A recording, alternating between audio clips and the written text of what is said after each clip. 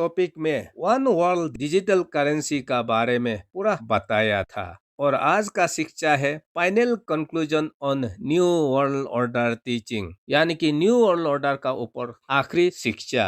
जब दानियल किताब और बुक ऑफ रिविलेशन को देखता है तो वहाँ हमें ये देखने को मिलता है कि ये 10 region one world government one world religion जो है एंटी क्राइस्ट पावर में आने से पहले स्थापित किया होता है और उसी को ही एंटी क्राइस्ट ओवरटेक करके 3.5 years के लिए संसार को कंट्रोल किया जाएगा लिखा गया है। इसका विषय में दानियल चैप्टर 7 वर्स 8 और वर्स 24 को आप लोग भी पढ़ के देख सकता है। वहाँ क्या लिखता है, एंटी क्राइस्ट पावर में आने के लिए वहाँ क्या करता है। वो 10 रीजन को चलाने वाला 10 राजा में से 3 तो राजा को एंटी क्राइस्ट मार डालता है और मार करके सारा संसार का कंट्रोल को वो अपना अंदर में लिया जाता है। मैं आप लोग को ऑलरेडी बता चुका हूँ कि सारा संसार को 10 रीजन में बांटा जाएगा वन वर्ल्ड गवर्नमेंट बनाते समय, और वो हर एक रीजन में एक एक प्राइम मिनिस्टर या प्रेसिडेंट बिताया जाएगा। तो उसी प्राइम मिनिस्टर या प्रेसिडेंट को राजा या किंग लिखा गया है बाइबल में। तो 10 राजा में से 3 तो राजा को एंटी क्राइस्ट किस लिए मारा। हो सकता है वो एंटी क्राइस्ट पावर में आने के लिए जो रास्ता है शायद वो रुकावट करेगा होगा, जिसके कारण से वो 3 राजा को मार डालता है और एंटी क्राइस्ट वो 10 रीजन वन वर्ल्ड गवर्नमेंट को ओवरटेक करके कंट्रोल किया जाएगा। इसी को रिविलेशन चैप्टर 17 वर्स 11 में भी लिखा गया है कि वो 10 रीजन वन वर्ल्ड गवर्नमेंट जब संसार में स्थापित हो चुका होता है उसी समय एंटी क्राइस्ट पावर में आता है और आकर बाइबल कहता है कि वो 8वां वर्ल्ड एम्पायर बनाता है बोला है। मैंने बताया था ना रिविलेशन चैप्टर 17 वर्स 10 में 7 वर्ल्ड एम्पायर भविष्यवाणी किया गया था, इजिप्शियन एम्पायर से लेकर वो आखिरी 10 रीजन वन वर्ल्ड गवर्नमेंट तक। तो आखिरी 10 रीजन वन वर्ल्ड गवर्नमेंट को एंटी क्राइस्ट वहाँ ओवरटेक करता है और बाइबल कहता है कि 8वां वर्ल्ड एम्पायर वो बनाता है, लेकिन वो किस से बिलोंग करता है, वो 7वां वर्ल्ड एम्पायर से है वहाँ लिखता है।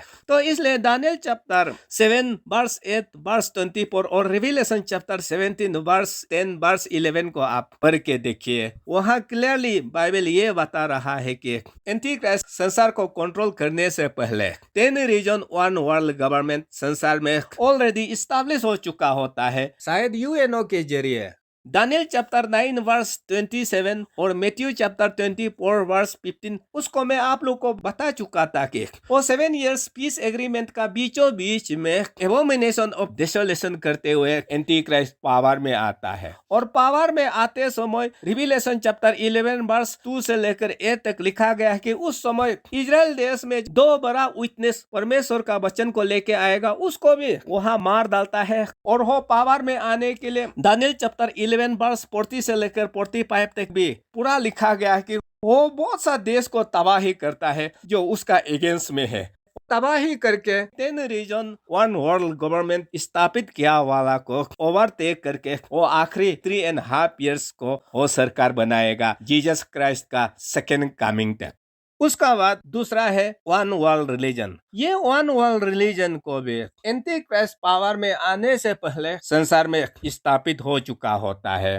कोई भी गोद या गोदेसेस को इस्तेमाल करके सभी लोगों को एक धर्म में लाया जाएगा और एक धर्म में लाने का बाद लोग उस धर्म का हिसाब से वर्शिप कर रहा होता है। तो जब एंटी क्राइस्ट एबोमिनेशन ऑफ डिसोलेशन वो 7 साल का बीच में करके पावर में आने का बाद क्या होता है, 2 थेस्सलोनियन चैप्टर 2 वर्स 3 to 4 में लिखता है कि एंटी क्राइस्ट एबोमिनेशन ऑफ डिसोलेशन करते हुए वो सबसे पहले जेरूशलेम मंदिर उन दिनों में बन के रह चुका होता है। उसी मंदिर का अंदर में घुस करके यहूदी लोगों का ऊपर दबाव देना शुरू करेगा कि मुझको पूजा करो, मुझको आराधना करो, मैं ही परमेश्वर हूँ। खुद को गोद घोषित करते हुए वो सारा संसार के लिए गोद बन जाएगा वहाँ लिखा है। जिस धर्म को आप लोग पहले मान रहा था वन वर्ल्ड रिलीजन का हिसाब से, उसको छोड़ते हुए मुझको पूजा करो, मैं हूँ गॉड कहते हुए एंटी क्राइस्ट लोगों का ऊपर उसको वर्शिप करने के लिए फोर्स किया जाता है, वहाँ लिखा है। इसी को रिवीलेशन चैप्टर 13 वर्स 4 में भी एंटी क्राइस्ट आने का बाद सब लोग एंटी क्राइस्ट को ही पूजा करेगा बोला है। वो पहला वाला वन वर्ल्ड रिलीजन का हिसाब से पूजा नहीं करके एंटी क्राइस्ट पावर में आने का बाद वर्शिप जो है एंटी क्राइस्ट को करना है, एंटी क्राइस्ट को गॉड मानना है, वहाँ लिखा है। और इसका विषय में रिवीलेशन चैप्टर 13 वर्स 15 में भी लिखा गया है कि एंटी क्राइस्ट को अगर वर्शिप नहीं किया जाएगा तो उसको मारा जाएगा, वहाँ लिखा है। और उसी को रिवीलेशन चैप्टर 20 वर्स 4 में भी जो लोग एंटी क्राइस्ट को वर्शिप नहीं करेगा उसको मार डाला जाएगा, वहाँ लिखा है। इसी को रिवीलेशन चैप्टर 14 वर्स 9 में भी लिखा गया है कि एंटी क्राइस्ट पावर में आने का बाद लोग एंटी क्राइस्ट को ही वर्शिप किया जाएगा, उसको गॉड मानते हुए। इसलिए जो वन वर्ल्ड रिलीजन इस्टेब्लिश होके वर्शिप कर रहा होता है उसको भी एंटी क्राइस्ट ओवरटेक करके एंटी क्राइस्ट को ही पूजा करना है, वहाँ बोला जाता है। तो इसका बारे में रिवीलेशन चैप्टर 17 वर्स 1 वर्स 15 16 17 उसमें पूरा क्लियरली लिखा गया है। वहाँ ये लिखा है कि एंटी क्राइस्ट पावर में आते ही एंटी क्राइस्ट का अंदर में बनाया वाला हो 10 राज्यों का राजा वो लोग मिल करके हो एंटी क्राइस्ट पावर में आने से पहले जो वन वर्ल्ड धर्म बना करके रखा हुआ उसको खत्म किया जाएगा और खत्म करके उसको ही पूजा करना है कहते हुए वर्शिप सिस्टम को बदल दिया जाएगा। तो इसलिए आप देखिए सारा संसार को एक आदमी का ऊपर पावर दिया जाएगा तो वो हिटलर का जैसा बनने में समय नहीं लगेगा। तो इसी को जेनेसिस चैप्टर 3 वर्स 15 में 2 सीध आने का बात किया गया है, एक शैतान का तरफ से और एक औरत का तरफ से। औरत का तरफ से आने वाला हो सीध वो जीसस क्राइस्ट है, लेकिन वो शैतान का तरफ से जो बीज आने वाला है वो एंटी क्राइस्ट है।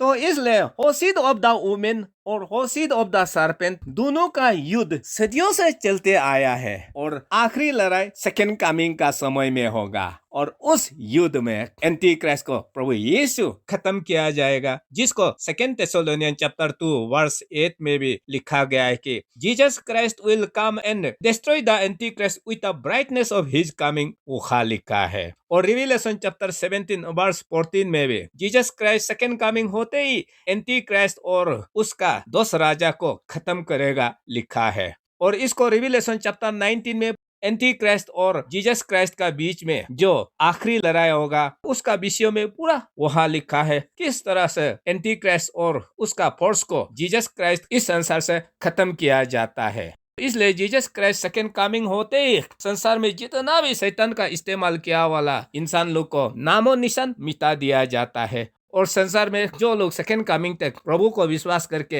होली लाइफ जी के जिंदा निकालने वाला वो लोग इस संसार को फिर से रिपॉपुलेशन किया जाएगा, वह दानियल चैप्टर 7 वर्स 26-27 में लिखा गया है, रिवेलेशन चैप्टर 20 वर्स 8 में लिखा गया है। और इसका विषय में मैथ्यू चैप्टर 25 वर्स 31 से लेकर 46 तक पूरा लिखा गया है कि सेकेंड कमिंग होते ही पापी लोग को संसार से फिल्टर आउट करके नरक भेज दिया जाता है और जो लोग प्रभु को विश्वास करके सेकेंड कमिंग तक जिंदा होके निकल गया इस संसार को ले लो बोल के सौंप दिया जाता है और यह संसार फिर से गोल्डन एज में चला जाएगा। आदम और ईव दोनों ईडन बगीचा में जिस लाइफ स्टाइल से जी रहा था वो फिर से संसार में स्थापित किया जाएगा मिलेनियल किंगडम में।